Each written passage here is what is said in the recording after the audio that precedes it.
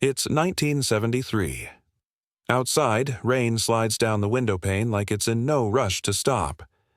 The gas fire clicks softly in the corner, but the kitchen still feels cold.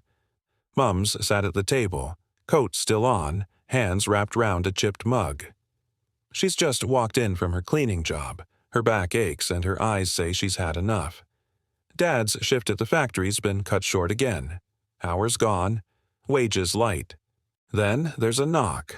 It's the neighbor, eyes red, clutching a letter from the council. No one says much at first, just the usual pause. And then, "Shall I put the kettle on?"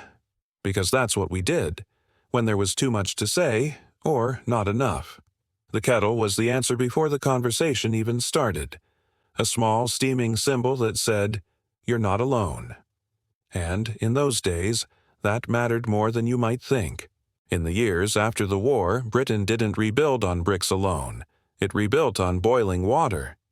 Tea wasn't just a drink. It was national morale in a mug. During the war, even when bombs fell and supplies dwindled, the government fought to keep tea flowing. It was seen as vital to public spirit. More important, some argued, than food. When rationing lingered into the 50s, a strong brew remained the cheapest comfort around. By the 60s, whether you were a nurse on night shift, a miner coming up from the pit, or a mum juggling 4 kids on 2 slices of toast, your day was punctuated by the sacred tea break. It was the one pause no one questioned. Even in offices, the clatter of trolley wheels meant one thing. Tea was coming. Everyone stopped. Talk happened. Problems felt smaller. It wasn't just routine. It was ritual. National Tea Day campaigns reminded people it was their patriotic duty to keep the kettle whistling. And we did. Because in those simpler, slower decades, a shared cup of tea meant far more than caffeine. It meant connection. And from those connections, an entire way of life quietly held together. Most people forget just how sacred the tea round was. It wasn't just about a drink. It was about being seen. In the workplace, the rhythm was obvious. Someone in the office, factory, or on the building site would catch sight of the kettle beginning to boil, and, by unspoken agreement, the day paused. The person on pot duty wasn't chosen at random. It was a small choreography of care. Often it was the quietest person who made the first move, the one who could balance the tray and note everyone's cup. At home, it might be the eldest child's job, or the neighbor with the strongest mug. There were rules, though everyone pretended not to notice. Don't take the last biscuit unless you mean it. Rinse the pot between brews. Never argue while cups are poured. Weights soften sharp words. The tea round carried tiny politics. Who got milk first? Who liked it strong? Who took 2 sugars and never finished it? These small courtesies marked belonging. In community halls and union meetings, the tea break could be decisive. Decisions were rarely sealed by paperwork alone. They were nudged by the soft diplomacy of a teapot. Someone would pass the tray, someone would listen, someone would tell a story that tipped the balance. These rituals created social cohesion, small acts that made people feel counted. When talk stalled, tea stepped in and offered comfort. Before we had therapists, we had tea. It was the first thing offered when something went wrong, even before questions. A teenager sat at the kitchen table, eyes red, saying in a barely there voice, "Mom, I need to tell you something."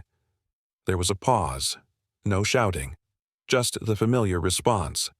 "Let's have a cuppa." The kettle was already on before the tears properly started. A widow in her Sunday dress, still in shock, returned home from the hospital alone. Neighbors didn't come armed with platitudes. They brought a tray, a flask, a packet of rich teas. No speeches, just company. Sometimes the silence did the work. In school, a child who TD scraped his knee or been left out of play wouldn't he be ushered to a therapist. He'd be taken to the staff room, handed a warm mug of milky tea, far too sweet. But it worked. It said quietly, "You matter." Tea wasn't about fixing things. It was about softening the moment enough so feelings could arrive safely. You didn't need the right words. You just needed the right cup. And so, pain became manageable. Not because of solutions, but because someone cared enough to fill the kettle. The healing always started with the boil. We traded teapots for coffee pods and lost something more than flavor.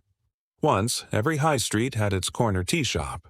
Not a chain, but a small, steamy windowed haven with net curtains, sponge cake under a glass dome, and that clinking sound of teaspoons on bone china. People lingered. They talked. They took time. A cuppa was never rushed. But slowly, things changed. By the late 80s, coffee culture began to rise. Imported, shiny, fast. Cappuccinos replaced cream teas. Tables turned over quicker. Laptops replaced long chats. We sipped on the go, rather than settling in. The workplace felt it too. The shared tea round became a personal flask. Breaks became emails. The kettle still boiled, but fewer people paused with it. And in homes, the kettle remains, but often sits beside a coffee pod machine, built for speed, not soul. Something quieter disappeared, that unhurried warmth, that shared silence. It's not that we stopped drinking tea, we just stopped using it as a reason to connect, a reason to linger a little, to listen a bit more. And maybe that's what we miss. Not just the flavor, but the feeling. Because when the rituals fade, so do the moments that once held us together. Close your eyes and you can still hear it. The soft clink of a teaspoon against china, the faint hiss of the kettle just before the whistle. There's a particular comfort in those sounds, like the ticking of an old clock in a quiet room. We all had our people. A grandmother who poured with ritual, her floral cup always matched to the saucer. A father who stirred in exactly 2 sugars, never more, never less. An aunt who always made tea far too strong. And somehow you loved it that way. These weren't just drinks. They were gestures, reassurances. Even the scent stays with you. That first breath of steam from a fresh pot, a biscuit going soft on the saucer edge, the warmth of the mug in both hands when words were hard to find. Tea didn't need to be grand. It just needed to be there. A quiet act that said, "You're safe here." A pause in the day that held space for emotion, whether joy, grief, or the everyday in between. These small, shared moments stitched together a kind of love that didn't announce itself. And somehow, all these years later, it still lingers in every cup. Today, we move faster. We scroll, sip, and rush. But the kettle's still there, waiting quietly on the counter, like it always has. Do you still make tea for someone? Do you pause, pour, and sit? Or has it become just another habit? A mug grabbed mid-task, heat without heart. Maybe it's time to bring back the ritual. Not for tradition's sake, but for what it offered us. Connection, comfort, care. Because in a world full of noise, sometimes all we need is a warm drink and someone to share it with. The kettle's still boiling. Are we listening?